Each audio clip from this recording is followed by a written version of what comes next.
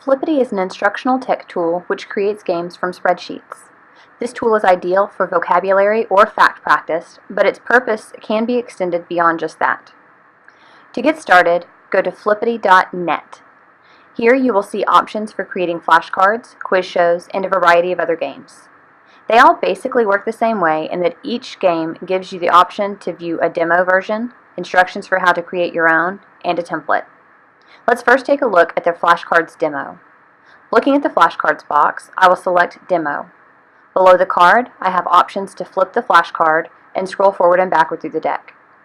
To the right, I can mute and unmute the text read aloud feature, remove that card from the deck, shuffle the cards, switch the default side of the cards, reload the deck, or quickly progress through the cards in a front-back next card sequence.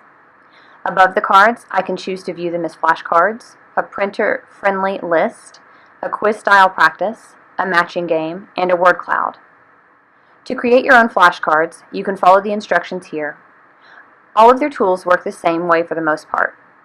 You select Template, where you will be prompted to make a copy of a Google Sheet. Note that you need to be logged into Google Drive.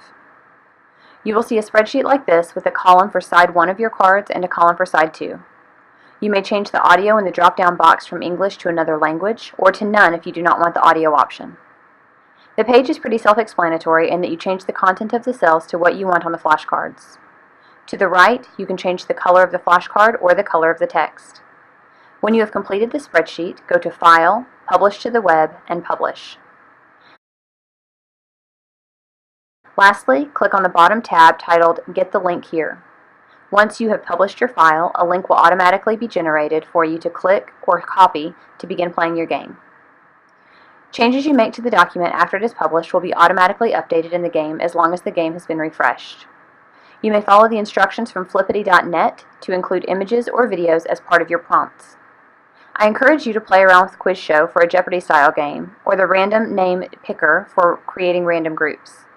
Even better than you creating with these tools is to give students the power and opportunity to create them for themselves.